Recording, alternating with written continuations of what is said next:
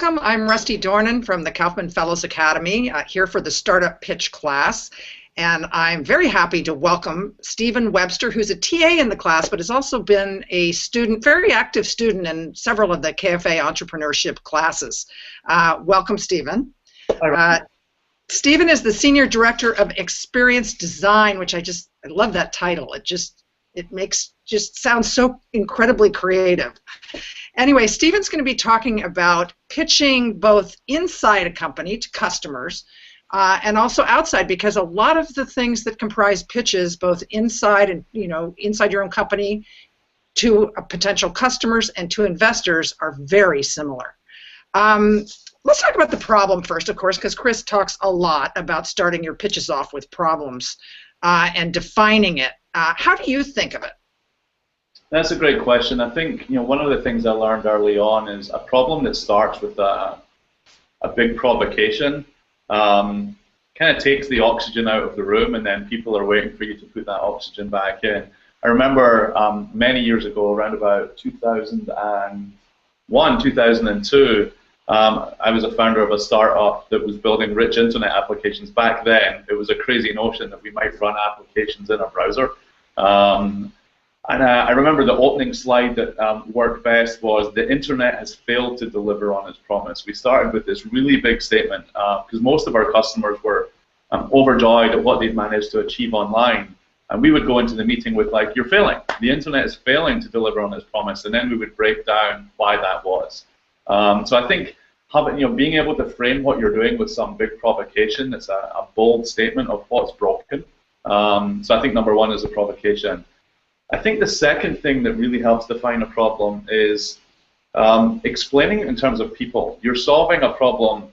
I don't think about my customer, I think about my customer's customer. They're really the person that you're building something for. And so the more you can frame the problem in terms of the customer's problem, and just tell rich stories. I remember building some software for a call center. We were trying to improve the experience you have, the experience design of calling into a call center. And we just had to tell rich stories about when's the last time you called into a call center and you were on hold for a long time, and then when they answered the phone, you had to tell them all the same information that you told already. And being able to tell a story that people empathize with, and showing that you have empathy for the people who you're going to solve a problem for, I think is really important. And so the provocation, the people, and then the last thing I would say in terms of what makes a great problem is, today is the point of departure, but you have to have a vision for the point of arrival. I try not to think about, I'm going to walk in with like some elixir that's going to solve all your problems and then I can go away. Rather, I'm trying to move into a partnership, move into a relationship. So today is the point of departure, and I can help you get that initial momentum to leave the station, but showing that I have a vision for a point of arrival, and that where my company is going or where my solution is going is a journey you want to be on with me, I think is a really powerful way of making people feel that they're sharing the problem with you, but you're a trusted advisor in solving it. Right. It's what I always find interesting about these pitch stories is, I was a former CNN correspondent, and the way you tell stories and the way you hook people into stories is obviously you put, a human face on it, and you really try to draw people in. And that's very similar to what you want to do with a pitch, even for press releases. I always see press releases that they just throw these information out there, but they don't draw people in. They don't draw even the journalist in, because they're basically pitching journalists to want to get coverage. So you want to hook them. Talk a little bit more about bringing people, telling people stories. I mean, how do you see it as being helpful in a pitch? Explain your question a bit more. In other words, you were saying storytelling. Storytelling, right. bringing people into the problem or whatever thing you're facing, humanizing sort of the problem. So, I mean, you introduced me earlier as running an experience design team, and I think it's pretty hard to pick up go into a business section in a bookstore or pick up a newspaper and not hear people talking about the importance of design. And what design has been really good at doing is putting people at the center. Design is all about understanding how human beings engage with a product or engage with a service. I would really recommend people just pick up some of that literature. There's a great book by one of the founders of IDEO called The Art of Innovation.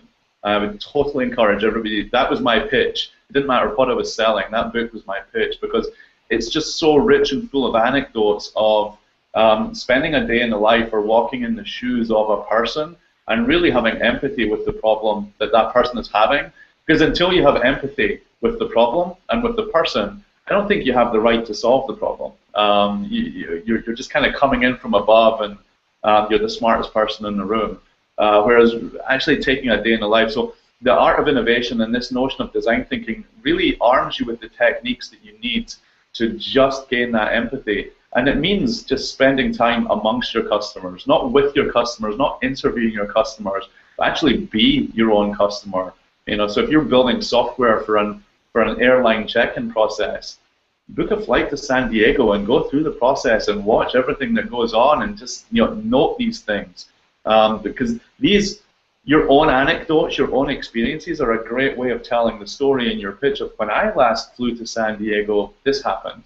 And if it's a real experience, there's a very, very good chance that someone else in the room has shared that experience or has a similar experience to share with you. And for me, when my customer starts telling me additional anecdotes back, that's when you know you're in a shared problem space and you can now start to move on and speak about the solution. And it goes also, you're talking about for customers, from your own company, but it can also apply to investors as well. I mean, you can draw them in with the same kinds of human experiences, right, in your pitch. And Chris talks a lot about the market and showing that you understand the market. But I think the thing that we often do is we dehumanize the market. We think of the market as like a pie chart and what size is the market and what slices it that we're going to take of the market. But the market's a collection of people. So showing that empathy and understanding of the human being and the problems that they're having is a really good way of showing that you have a deep understanding and affinity for the market that you're entering into. The financials are important, but recognizing that the financials are a result of people spending money on a problem that they have and want to solve. I think that's a really good way of showing the investor as well, that you understand. Okay, we've got some questions. If you were developing a company to improve an existing solution, Google improved Yahoo's solution on search, how would you frame that pitch? I think you have to, many people, I can't remember who said this first, but you need to have a 10x improvement. People talk about that 10x improvement. If you're going to build a better search engine than Google, it better not be a +1 innovation. It better be a ×10 innovation, because otherwise the cost of switching is too high. Now, you can argue that it's easy to switch to another product or service, but there needs to be a compelling reason to buy. So I think in the abstract, that's the best answer I can give. I'm trying to think about times when we've done exactly that. But I think really in these kind of situations, we're trying to identify some pain. We often talk about Jeff Moore, and anybody that doesn't follow Jeff Moore should follow Jeffrey Moore.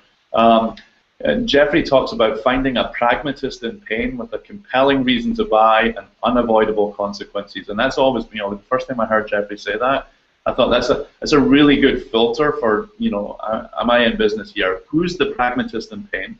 So you first need to understand who the person is you're selling to. And they're a pragmatist because they're not an early adopter. They don't want to use the latest newfangled technology because you want to have a big market. But you really need to understand that pain. So if I was trying to replace Google, yeah, good luck. Exactly. I work for Microsoft, right? It's a hard. Exactly. You have an interesting way of sort of framing problem solution as talking about an aspirin or a vitamin approach. I thought that was really interesting. Talk about that. I stole this. Great artist steal, right? So yeah, the vitamin or the aspirin. I mean, let me turn it into a question. If I had an aspirin right now, and you had a hangover, you were out last night at some party, and you have a hangover, how much would you pay me for that aspirin? Yeah, right. You might give me $1 for it, right? You might give me, I need an aspirin, I have a sore head. Now you have a migraine, and you've had this migraine for the last 10 hours, and you have a client meeting. How much will you pay me for that aspirin? It's probably worth more than $1. It's maybe now, you might give me $10. I mean, I would be ruthless to ask you for $10, but you might give me $10. But now imagine you're on a cruise ship, and you're like 6 hours from shore, and your husband goes a little grey and he's clutching his arm and he's got tightness of breathing in his chest, how much will you pay for that aspirin now? Right. And so I think that's the crux of solution selling. You really need to understand that the same product in different contexts has value. And when I talk about the vitamin or the vitamin even, that's kind of a would be nice. You know, we take vitamins to feel a little bit better, but you know, the world doesn't end if we forget to take them one day. And I think if you have if your product's a vitamin, it's really hard to sell. And if it's an aspirin, you know, and it's it's an unfortunate analogy, but you want to be thinking about where are the people who are clutching their arms, not where are the people who, you know, had a few beers too many the night before. So really understanding again, who's your pragmatist in pain. And so that helps me shape my whole pitch. I'm really trying to think about how do I frame that problem so it's an aspirin problem, and it's an aspirin that someone will pay $100 for, not $1 for. We have Emil Safir said felt his question was a little bit misunderstood. Maybe it was the way I read it. He says, I think my question was misunderstood, not trying to replace Google, but trying to understand how you pitch an improvement rather than a solution to a problem. But you did talk about that it still has to be something that's a little better than +1, right? Yeah, I mean, I think, if it's an improvement, I think you're probably, and I hope I'm not misunderstanding the question, but even if it's an improvement, you're asking people to change a behavior from what works for them today to what you're offering. And so I think you just really need to be able to frame that improvement as of value. You really need to understand that not that you have a technical innovation, but that you've identified a user pain that Google doesn't address. Okay, so you've presented the problem, you're going to move on to your solution, and you have decided to use a demo, okay? Let's forget about the content here. How do you just make sure you don't crash and burn?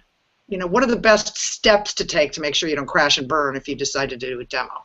I say this having crashed and burned many demos. Number one, don't rely on an internet connection. Never rely on an internet connection. I think Steve Jobs, I remember reading a story, I think it's in Wired magazine, about when he launched the iPhone, they faked the number of bars. They hard-coded the number of bars on the phone to show 5 bars, knowing that the cell phone reception was so spotty. And I remember I gave a pitch in the office of the CMO of a large retailer in New York quite recently, maybe 6 months ago. And we were on the 14th floor above the department store in the CMO's boardroom. I wasn't allowed onto their corporate internet, so if you're visiting a client or you're in a strange environment, you may not be allowed to jack your machine into their network, so number one. But it's okay. I used to always carry a Wi-Fi, and now I use my phone and I tether my phone. I had no cell phone signal. And I eventually gave that presentation by connecting to the department's Wi-Fi 14 floors below with a single bar of Wi-Fi and a room full of really important people. And it throws you, so don't depend on an internet connection. I will often have my team build what we call smoke and mirrors demos. We call them vision prototypes because it sounds a little less like smoke and mirrors. But we'll just let our designers use their favorite tool of choice. And if you can find a designer that knows how to use Flash or After Effects, you can build a pixel-perfect example of your demo that can be interactive. You can click and you can go back. And what I generally do is I write out in Word the happy path. What's the narrative? What's the story I want to tell? I don't need everything on screen working. I need to be able to demonstrate the problem being solved in a single click-through. And I'll generally just take those things as Flash movies or QuickTime movies. I can take them on a USB. I can plug them into your machine. I can leave them behind. I even used to run servers on my laptop. I'd have a local copy of the web server or the database running on my laptop.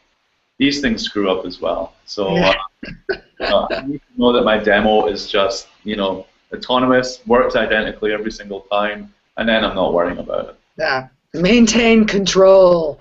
All right, we have another question from Shane Bauman. He's expanding on Emil's question a bit. Isn't it far easier to explain evolutionary changes to an existing product or service rather than revolutionary ones? Not every invention needs to be the wheel, etc. I think that's a fair comment. From my perspective, it's easier for me to talk about something bigger and newer. I think the challenge you have, especially if you have a technology solution, if it's a +1 improvement, and I talk about these +1 improvements as being, the evolutionary rather than revolutionary. If it's a +1, I think you're much more likely to get objections. I think people are much more likely to, oh, but you can do this with that technology, or you could take what we've got today and take it towards what you've got. I think you get much more into these technical feature functions, speeds and feeds kind of conversations. Whereas if you're going in with something that's completely differentiated, now, and I often say this to my team, revolutionary doesn't need to be complicated. It needs to be thinking about the problem in a way that nobody has thought about the problem before, seeing the same thing with new eyes and saying, what if we solve the problem like this? So revolutionary doesn't need to be complex, it needs to be clever. So personally, I would rather have something that's a little more provocative, a little bit more innovative, and I think especially if you're trying to raise VC funding, I think you would struggle to raise VC on a +1 innovation. But I don't know the products that people are thinking about, so it'd be good to get a lot of times you end up giving pitches again and again and again. The same pitch, obviously, to investors. I mean, I've done it with a startup, to investors or to customers and that sort of thing. How do you talk? You have a way of seeing whether engaging, whether it's going to be successful or not. Talk about that a little bit. Yes. I mean, I say this to my team as well. We have to get someone nodding. If as you're talking, somebody's nodding along with you, you've got some sort of connection. You know that they're in agreement with something you've said. And paying attention, looking for these nods, can change the whole pitch. And I can walk in with the same pitch deck and give a completely different pitch depending on where I see the interest and the enthusiasm. And so we're always looking in the room for who's the person that we've got. Oftentimes you think the person you're selling to is the person that cares, but sometimes it's the person to the left or the right who really gets that empathy with the problem and can become your internal champion. So sometimes you're looking to get someone else on board to be that champion when you leave the room and say, no, I really understand that problem. I've experienced that problem. And so getting people nodding, and just a really interesting trick, if anybody's ever read any books on neuro-linguistic programming, NLP, they're full of these kind of techniques, but actually nodding at people when you want a nod back is a great way of just getting somebody's headspace into agreement. Now, you can't make somebody agree with something they fundamentally disagree with, but if you're presenting a point like, when you call into a call center and when you call in, you're on hold forever and forever, and if that person starts nodding, now you can move the conversation into like, okay, so here's the solution for it. So yeah, getting people nodding, I think, is a really important trick. Yeah, and that sort of moves into the next thing. I mean, Chris talks about, obviously, at the end, making the pitch like a dialogue. I mean, I think we all, when at the very beginning, when we're pitching, we're so nervous about wanting to present and making things go well and all that. And, I think, finding that person who's nodding can also begin a bit of a dialogue, right? I mean, how else can you build dialogue when you're pitching to people? I think the best way of getting people talking is asking them questions. It's very hard to not answer a question when it's directed at you. And we have a like you say, we have a tendency, especially when it's the first time we've presented this material or the stakes are high. It's our nature. We want to look intelligent. We want to show we're on top of it. We want to show that we know the answers to everything. But making a point by asking a question is really, really powerful. So for instance, if I know that the next point I want to make is, I'm just trying to think of an example. If I know that the next point I want to make is, has anyone ever had a bad experience calling into a call center? Is a great way of people starting to tell me stories. Now, the point I might want to make is that the biggest dissatisfier, the thing that most negatively impacts customer satisfaction is how long they're on hold for. So I'll ask that question, and I'm pretty confident that as 2 or 3 people in the room start talking, somebody will mention something about being on hold or waiting a long time, or I never have time to call because I know I've only got 30 minutes for lunch.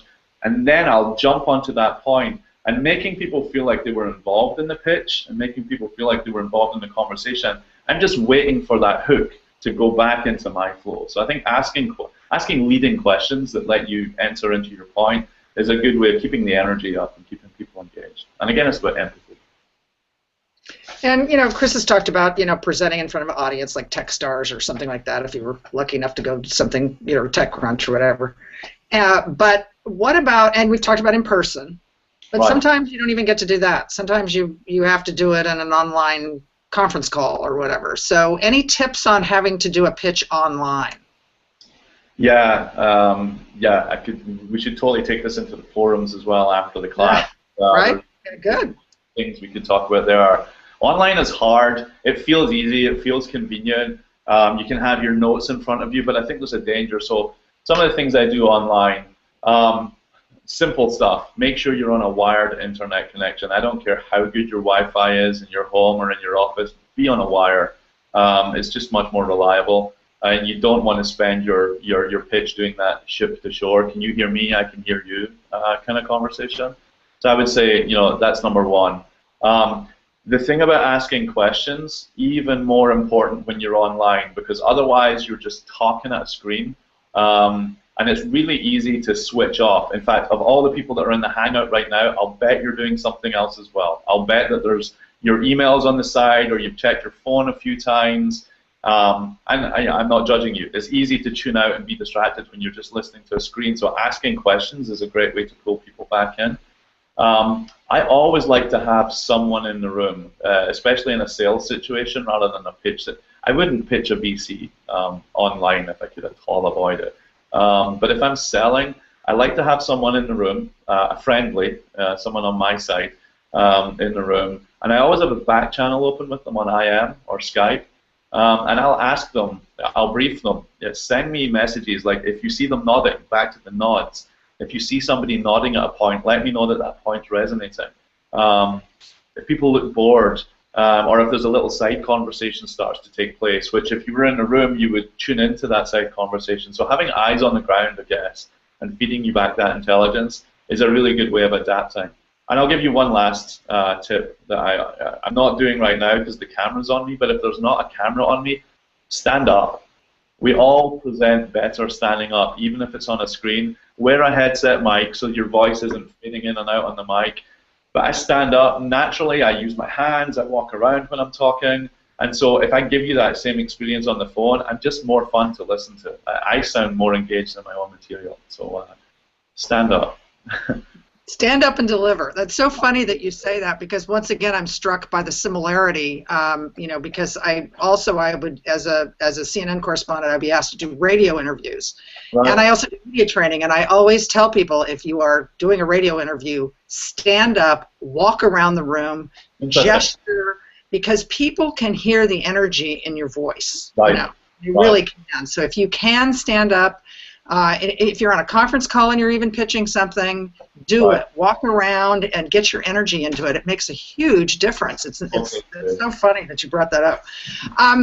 Let's go back to demos a little bit, because okay, so you're doing your demo. You got your flash drive. There's no problem with the internet or anything like that. You're all self-contained here.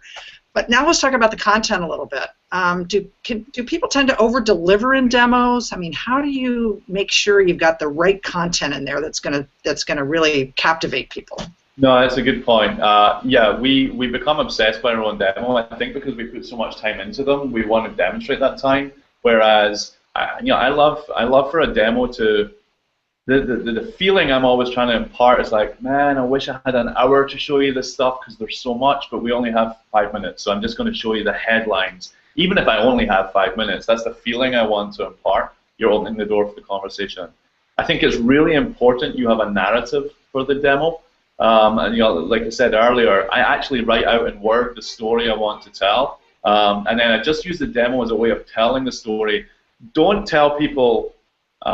Watch yourself doing a demo sometime. We have a tendency to say things like, and when I click here, this happens. And as you can see here, you don't need to tell people that you're clicking or that they're seeing something.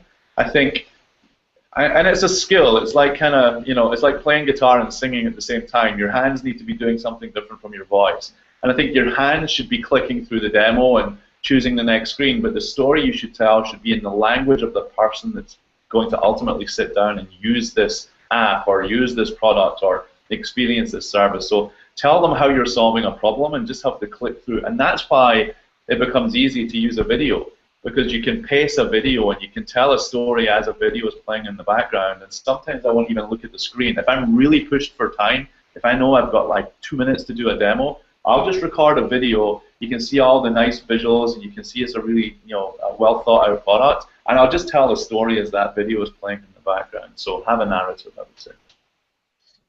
So how long should that be? How long should your entire demo really be?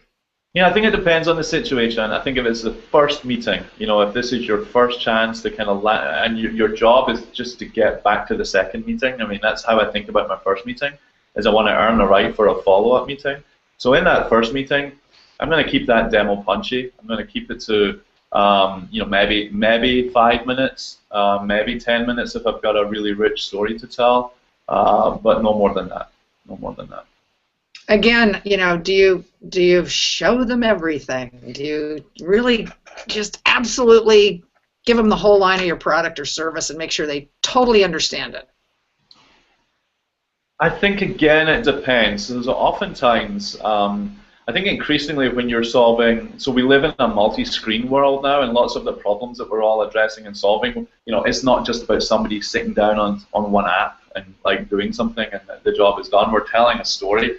To think of things, I've spent a lot of time working with car manufacturers, reimagining how people buy cars. Nobody goes to the showroom anymore, so helping them reimagine how you connect with consumers to buy a car. That's a really long-lived story. That story is about a couple sitting on their sofa in the living room, and like 6 weeks later they bought a car. So oftentimes we'll illustrate that story with something we call a day in the life scenario, which is actually a very visual way of telling the story about this couple and all the different places they interact with the brand. And there's like 10 demos in there, but what I'll do is I'll just frame up, this is kind of the story. Which of these parts of the story really resonates, and where can I jump in? So having that flexibility to say, can I get to your pain first, but know that there's a richer tapestry of other stories that I can tell later. So it's okay to ask people what they want to see. Okay, let's go back to dialogue and being in the same room and that sort of thing. And Chris talks about answering questions. What are your strategies for answering questions when you're in a pitch? Say I don't know if I don't know. I think it's really, it's disingenuous to try and fake. And if you've sat through lots of pitches, you know all the tells of someone faking. Talking on your heels is literal, not metaphorical. So say no. Say you don't know if you don't know. I think hopefully a recurring theme you're hearing from me as someone who thinks, as an experienced designer, is it always goes back to people. So answering questions, not in a very dry technical response, but being able to say things like, I had a customer once who had this problem, or, one time we saw, we had a user who had this problem, and this is how we solved it for them. So bringing people into the answer, again, it's just showing that you have empathy for the problem. It's showing that you're in market. Not that you know the market through some, IDC report that you downloaded, but you've been in the market. You've got dust on your face from the market. I think that's really important. And it's okay to follow up with an answer as well. It's okay to defer. The War of the Worlds movie with Tom Cruise, there's a great line that I used to always steal. And I'm going to get it wrong, but it was something along the lines of, between myself and my brother, we know everything there is to know about X. Ask me a question. And when he's asked the question, he says, I don't know the answer. My brother knows that one. And it's okay to, it's okay to exude confidence in that your company can solve all of the problems your customer has, but you don't have to be the single source of truth and the single font of knowledge. So being able to bring someone else, an expert from your company, to circle back and connect with one of their experts, again, it's a great way of getting that follow-up meeting. Is let's have my people meet your people and answer that question in depth. Okay, we got a final question here from Shane Ballman. Back to your crafted user story for the mock-up demo, how would you recommend handling questions from your audience when they want to look at functionality you don't have scripted out? Do you defer until the next meeting or something else?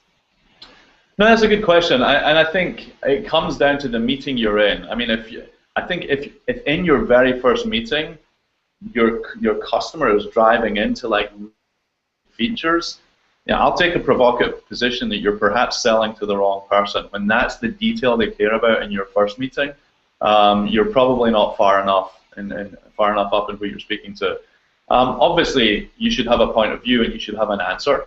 And you should be able to talk about how you would solve that problem, or how you're road mapping that problem, or why you've decided that that's not a problem you need to solve today.